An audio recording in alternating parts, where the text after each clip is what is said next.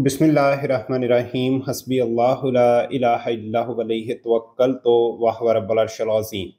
Global growth Gurus की तरफ से मैं हूं कदीर अहमद राना और आज हम जो बिज़नेस आइडिया या एक बिज़नेस ट्रेनिंग कोर्स शुरू कर रहे हैं, इसका नाम है कि कैसे आप पाकिस्तान से बाहर किसी भी जगह से जनरेटर इंपोर्ट करके पाकिस्तान में एक कारोबार। इस इंपोर्ट ट्रेनिंग कोर्स में हम आपको जनरेटर का लोकल मार्केट स्कोप बताएंगे, किस किस किस्म के जनरेटर्स होते हैं और इंटरनेशनल लेवल पे आप किन किन कंट्रीज से या कौन कौन सी कंपनी से आपको जनरेटर इंपोर्ट करने चाहिए, इनकी डॉक्यूमेंटेशन क्या होती है, इनकी टेक्निकल स्पेसिफिकेशंस क्या होती है। और इसके साथ साथ जो जनरेटर्स हैं पाकिस्तान में इस वक्त जनरेटर्स की इंडस्ट्रियल लेवल पे, हाउस होल्ड लेवल पे और कमर्शियल लेवल पे कितनी ज़्यादा ज़रूरत है। तो आज हम आपको बेसिक इंट्रोडक्शन करवाएंगे कि जनरेटर होता क्या, जनरेटर कहते किसे हैं। तो ये कंप्लीट कोर्स मैक्सिमम 7 से 8 शॉर्ट वीडियोस के अंदर होगा। अगर आप ये 7-8 शॉर्ट वीडियोस देख सकते हैं तो उसके बाद आप अपना जनरेटर का बहुत अच्छा कारोबार या बिजनेस कर सकते हैं। तो जनरेटर कहते किसे हैं? ऐसी किसी भी डिवाइस को जिसके अंदर ये खासियत हो कि वो मैकेनिकल एनर्जी को इलेक्ट्रिकल एनर्जी में कन्वर्ट कर सके, उसको हम जनरेटर कहते हैं। जनरेटर की इकसाम कितनी होती हैं? सबसे पहले जनरेटर की इकसाम होती है जी पोर्टेबल जनरेटर्स। पोर्टेबल जनरेटर्स क्या होता है? पोर्टेबल जनरेटर्स ऐसे जनरेटर्स होते हैं जो बवक्त ज़रूरत हम घरों में इस्तेमाल करते हैं और उनको हम इजीली एक जगह से दूसरी जगह मूव कर सकते हैं। आपके घरों में कोई शादियों के फंक्शन होते हैं या इसके अलावा कोई बर्थडे का फंक्शन है, तो आप ये इंश्योर करते हैं कि बहुत से गेस्ट आए होंगे, तो अगर लोड शेडिंग होती है तो आप के घर में जो फंक्शन हो रहा है वो ख़राब नहीं होना चाहिए। तो उसके लिए फिर आप पोर्टेबल जनरेटर्स जो हैं वो रेंट पे भी अरेंज कर सकते हैं और बहुत से घरों में इसको बैकअप सपोर्ट के लिए रखा भी होता है। जनरेटर की पाकिस्तान में इसलिए बहुत डिमांड है क्योंकि हमारे मुल्क में एनर्जी क्राइसिस जो है वो बहुत सीरियस लेवल पे है। हमारी जो इंडस्ट्री है वो भी काफ़ी हद तक शट डाउन हो जाती है और बहुत से टाइम पे हमारे जो शदीद तरीन जब गर्मी होती है तो उस वक्त जनरेटर की अक्सर ज़रूरत पड़ती है। जब जो लोड शेडिंग का दौरानिया है वो काफ़ी लॉन्ग हो जाता है और उसके साथ हमारा जो सोलर सिस्टम है वो रात के वक्त सपोर्ट नहीं करता। सोलर सिस्टम जो इलेक्ट्रिसिटी जमा कर सकता है वो दिन में ही इस्तेमाल होती है। वो पूरी रात के लिए आप अगर सोलर सिस्टम के थ्रू इलेक्ट्रिसिटी को रिजर्व करते हैं या बैकअप क्रिएट करने की कोशिश करते हैं तो आपको बहुत महंगा बैटरी सिस्टम लगाना पड़ेगा, जो बहुत से लोगों की अफोर्डेबिलिटी में भी नहीं है और फिर उसकी मेंटेनेंस कॉस्ट इतनी होती है कि आप उसको अफोर्ड नहीं कर पाते।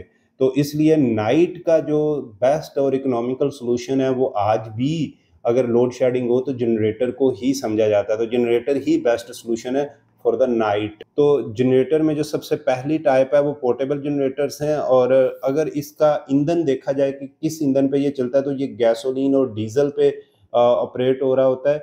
ये बहुत से जो साइज होते हैं उसमें आपको इजीली मिल सकता है। इसके बाद जनाब आता है इन्वर्टर जनरेटर।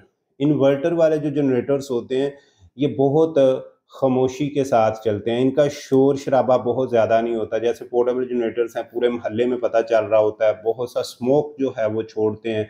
लेकिन इन्वर्टर जनरेटर जो है वो एक साफ़ सुथरा क्लीन सिस्टम होता है और क्लीन पावर आउटपुट जो है वो आपको मैक्सिमम लेवल पे देता है। डस्ट फ्री एरिया होना चाहिए और ये suitable for the backup support के तौर पे आप इन्वर्टर जनरेटर्स को यूज़ कर सकते हैं। इन्वर्टर जनरेटर्स की जो सबसे बड़ी खासियत होती है कि ये फ्यूल एफिशिएंट होते हैं, यानी जो इनका इन्वर्टर होता है सपोर्ट कर रहा होता है मैक्सिमम आउटपुट को। तो इसके बाद जनाब होता है stand by generators. Stand by generators ऐसे जनरेटर्स को कहा जाता है जो हम परमानेंटली इंस्टॉल कर लेते हैं। आपने बहुत बड़े बड़े कमर्शियल प्लाजे देखे होंगे, उनके आगे कुछ स्टैंड बाय जनरेटर्स बड़े बड़े पड़े होते हैं। इसके अलावा आपने बहुत से कमर्शियल और इंडस्ट्रियल यूज़ में देखा होगा कि वहाँ पे जनरेटर्स बैकअप पड़े होते हैं। फिर आपने ये जो टेलीकम्युनिकेशन कंपनीज़ हैं इनके टावर्स देखे होंगे, वहाँ पे भी stand by generators proper install किए होते हैं।